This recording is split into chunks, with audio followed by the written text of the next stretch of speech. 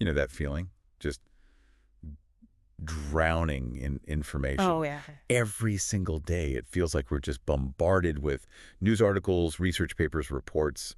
It's like a digital tsunami, right? Oh, totally. Impossible to keep up. So how do you possibly stay genuinely well-informed? Yeah.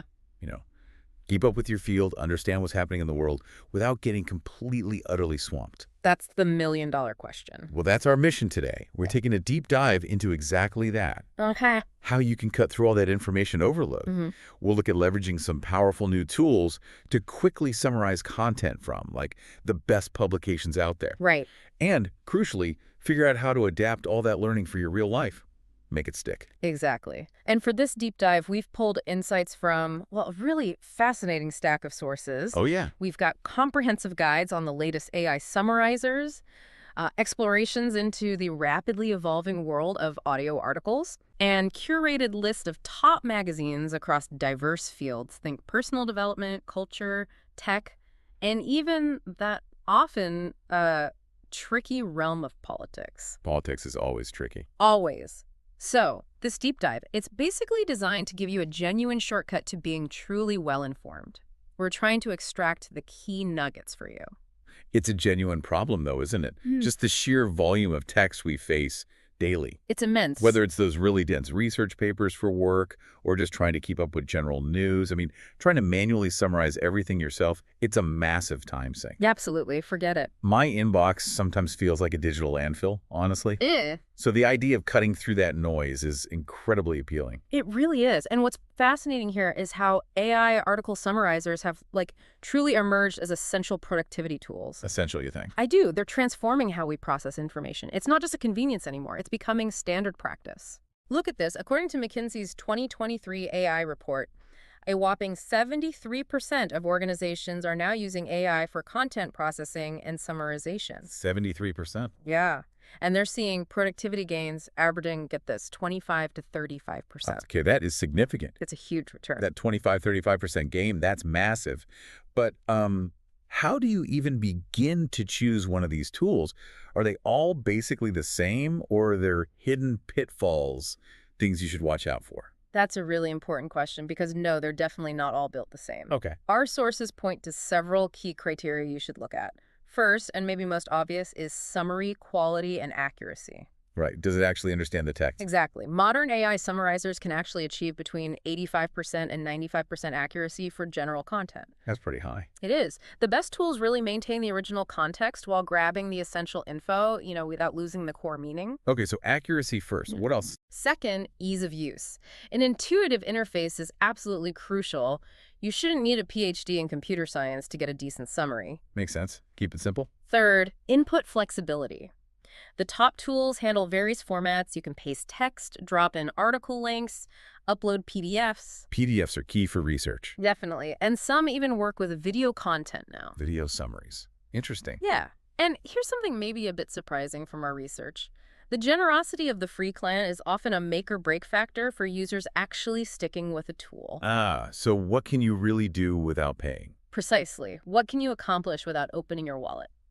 And finally, specialized features. Different needs, say, academic research versus creating marketing content. They often require different kinds of tools or features. Got it. So with those criteria in mind, let's talk specifics. Which tools kind of floated to the top in the research? And how can, you listening actually use them effectively? Okay, let's name some names. First up, one that gets mentioned a lot, Quillbot. Right, Quillbot. Often lauded as maybe the best overall for students and general users. Why is that? Well, it offers dual summarization modes. There's key sentences, which is extractive, meaning it just pulls out important existing sentences from the text. Okay, like highlighting. Kind of. And then there's paragraph mode, which is abstractive. It actually generates new text, like a mini essay summarizing the source. Oh, interesting. So it rewrites it. Exactly. Plus, it has this really handy slider for precise length adjustment. You can say, I want a summary about this long. That's useful. Very. And it integrates smoothly with tools like Google Docs. Plus, its free tier is pretty generous, making it a strong choice for just everyday summarization tasks. Okay, Quillbot. What else stood out? Then there's TLDR, this. Hey, love the name. Too long. Didn't read this. Exactly. And it does what it says on the tin. If your main thing is summarizing web articles quickly, this tool is optimized specifically for links. So you just paste the URL. Yep. And it gives you a super clean, ad-free, and fast summary. It's perfect for quickly grasping the core of a news story or blog post without wading through the whole thing. Nice. Quick and clean. And finally, we have the big guns, the most versatile players, ChatGPT, Claude, and Gemini. The conversational AIs. Right. These are really the powerhouses. You can paste content, links, documents, even images. Images, too. Yeah.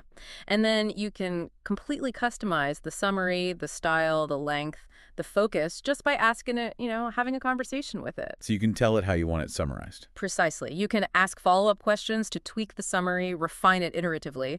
This advanced reasoning allows for a much deeper understanding of context and nuance. But there's the edge. Well, the key is it requires clear instructions from you for the best results. You need to learn how to prompt them effectively to get the exact kind of summary you're looking for. Right. Prompting is a skill in itself. It is. So, yeah, these summarizers are a lifeline when you're feeling swamped. They offer a fantastic shortcut to quickly grasp core arguments and save you really valuable time. Okay, saving reading time is huge.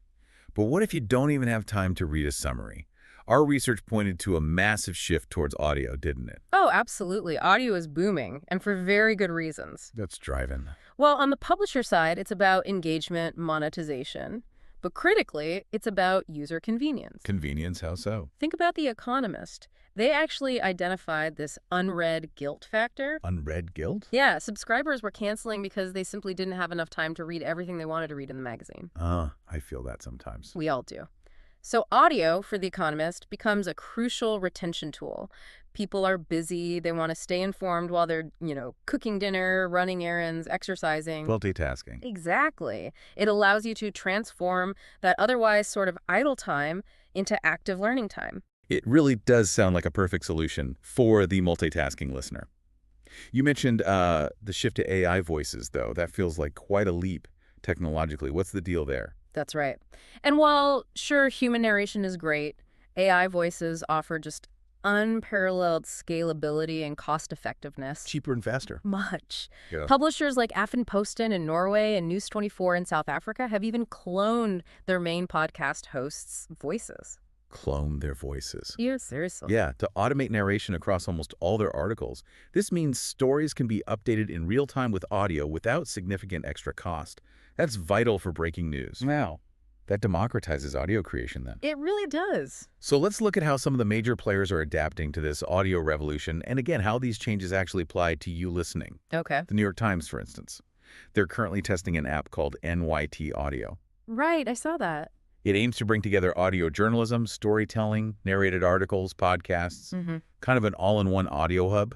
And their main podcast, The Daily, already reaches around 4 million listeners every single day. 4 million? Yeah, that's almost twice their print edition's peak circulation. Their CEO even noted that audio is where they expect real demand at high CPM for some time to come. Translation. Big advertising potential. Money talks. Always. Then you've got the Washington Post.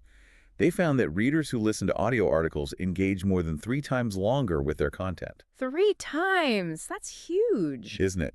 And that directly prompted them to adopt voice AI for scale. Their product director basically said users want to stay informed but are busy, so they appreciate getting up to speed while doing other things. Makes perfect sense. Meet people where they are. And The Economist, as you mentioned, was one of the first major publications to invest heavily in an audio edition. They saw it early on as a very effective retention tool. Smart move. If Yeah. you get hooked on the audio, you're less likely to cancel. Exactly. And this next one, this is particularly exciting, I think, for anyone dealing with academic or research papers. Ooh, okay. SciSpace's new feature. SciSpace has introduced a podcast button. A podcast button for papers? Yeah, it generates these short, 2 to 5 minute conversational summaries of research articles. Wow. And get this, it even works for PDFs you upload to your own library. Oh, way. That's brilliant. Isn't it?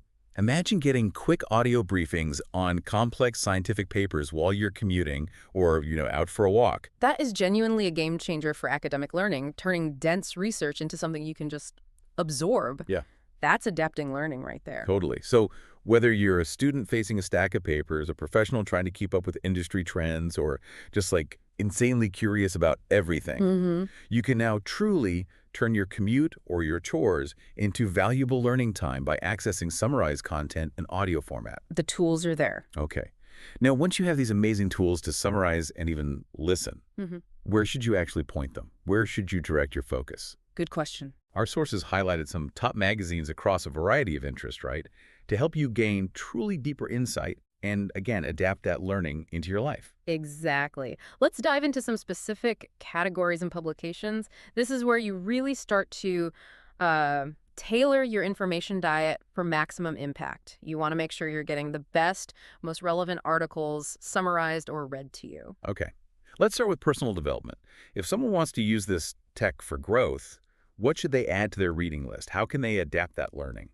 Well, Success Magazine is a fantastic starting point. It's specifically focused on personal and professional development, lots of inspiration, motivation for people who, want to take charge of their own growth. Okay, success. Psychology, today's self-help section, is another great resource. It gives you insights into human behavior, mental health, often written by experts. Reliable source then. Generally, yes. And for, say, millennial women, Life Goals magazine offers a more collaborative space for self-improvement, sharing diverse experiences. So different angles. Exactly. The idea is you use these publications to curate your own growth journey, get multiple perspectives, and then you can apply those insights directly to your personal goals. That's the adaptation part. Makes sense. Okay, what about for those interested in culture? How do you use these tools to broaden horizons there? For a broad sort of pan-European view, Eurozine is interesting. It pulls together articles from cultural journals all across Europe. It's like an online magazine of magazines. Oh, cool concept. Yeah. If you have more niche interests, something like New York Latin Culture magazine guides you through Latin culture specifically in NYC and beyond. Very specific. Right. Or for foodies, the local palette shares stories about the South's dynamic food culture. It's about finding publications that broaden your cultural understanding in areas you care about, letting you explore niche interests deeply. So you can really specialize your cultural intake. Totally. Stay informed about the cultural landscapes that matter to you. Okay, technology. Yeah. That's always moving fast. What are the must-reads there to stay informed and kind of adapt to the constant changes? Yeah, tech is relentless. And Gadget is great for in-depth reviews and breaking news on consumer electronics, AI, gaming, EVs, all that stuff. Up the jigs. The gadgets, yeah. TechCrunch is more the go-to for startups, venture capital, the business side of tech. They run those big Disrupt conferences too. Right, the business angle. And then Ars Technica, they provide really rigorous analysis, computing, software, hardware, science. It caters to readers who want detailed, thoughtful coverage, not just headlines. So more in depth. Exactly. Reading these helps you stay ahead of tech trends, maybe inform business decisions if that's your world, or simply fuel your tech enthusiasm. It's about understanding where things are going. Got it. Okay, finally, the big one, news and politics.